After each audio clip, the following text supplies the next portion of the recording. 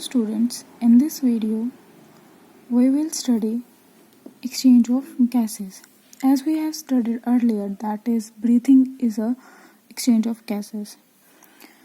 So first question is that where the exchange of gases takes place.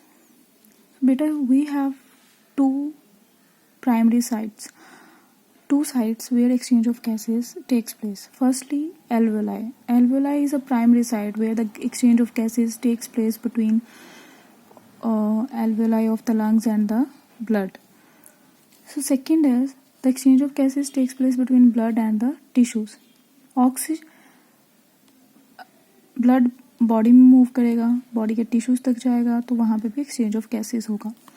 अभी oxygen और carbon dioxide जो exchange होते हैं वो सिंपली डिफ्यूजन के थ्रू हो जाते हैं. जब ये एक्सचेंज होते हैं तो वहाँ पे बेस होता है प्रेशर और कोई भी कंसंट्रेशन ग्रेडियंट का.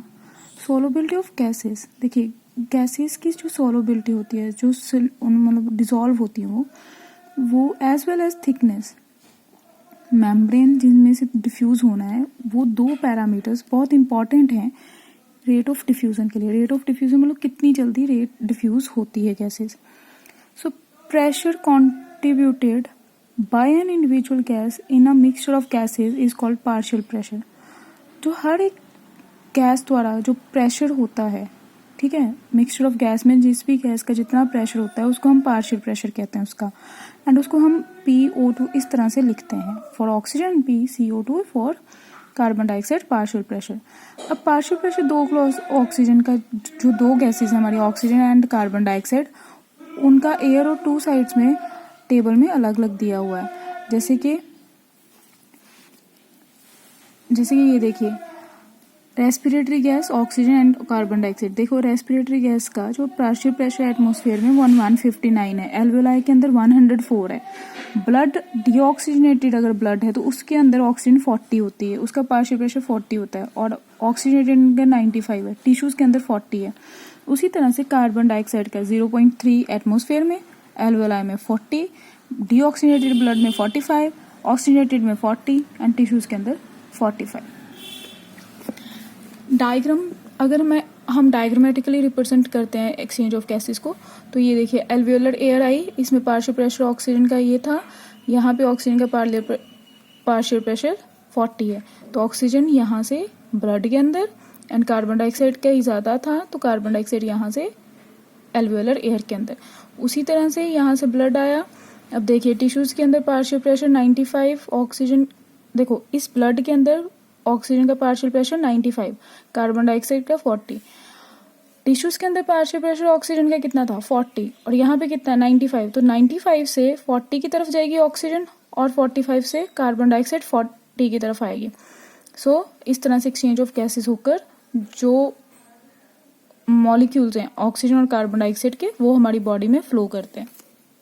इसके लिए जो ग्रेडियंट बनता है, similarly gradient is present for carbon dioxide. इसी तरह से कार्बन डाइऑक्साइड मूव करती है जैसे हमने पढ़ा. तो बेटा देखो एक और मेजर चीज है, हमने कहा मेम्ब्रेन है ना, डिफ्यूजन मेम्ब्रेन, जिस मेम्ब्रेन से डिफ्यूजन होनी है. तो ऑक्सीजन कार्बन डाइऑक्साइड की जो अमाउंट है जो diffusion membrane per unit difference से होती है, उसको देखिए यहाँ लिखा है, the amount of carbon dioxide that can diffuse through the diffusion membrane per unit difference is partial pressure is much higher as compared to oxygen. देखो बेटा जो कार्बन डाइऑक्साइड है ना, उसकी अफिनिटी, उसकी सोलोबिलिटी बहुत ज़्यादा होती है एज कम्पेयर टू ऑक्सीजन. तो कार्बन डाइऑक्साइड की टेंडेंसी ज़्यादा होती है, वो बहुत जल्दी डिफ्यूज करती है. अब डिफ्यूजन मेम्ब्रेन के हमारे 3 मेजर लेयर्स आते हैं, ये देखिए बड़े ध्यान से. एक एल्वियोलाई की मेम्ब्रेन हो गई, दिस वन, ओके. उसके बाद ये बेसमेंट मेम्ब्रेन आ गई बीच में, ठीक है, और उसके बाद ये आ गई आपकी ब्लड कैपिलरी की एक लेयर. अब उसके बाद आता है ब्लड. तो 3 हो गई, एल्वियोलर मेम्ब्रेन, फिर basement membrane and then capillary की blood capillary membrane.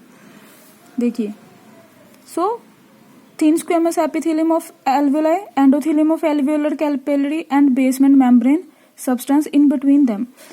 Total thickness इनकी लेस देन मिलीमीटर है, मिलीमीटर से भी कम होती है इनकी थिकनेस. तो इसलिए हमारी बॉडी में जो डिफ्यूजन होती है alveoli to tissue and carbon dioxide from tissue to alveoli, वो दो फैक्टर्स के ऊपर फेवरेबल होती है, एक तो थिकनेस ऑफ द मेम्ब्रेन, ये जो 3 है, और ऊपर से जो प्रेशर ग्रेडियंट बनता है। आज के कंसेप्ट में हम इतना पढ़ेंगे। नेक्स्ट वीडियो के अंदर हम ट्रांसपोर्ट ऑफ गैसेस बड़े अच्छे से डिस्क्राइब करेंगे। ओके बेटा जी।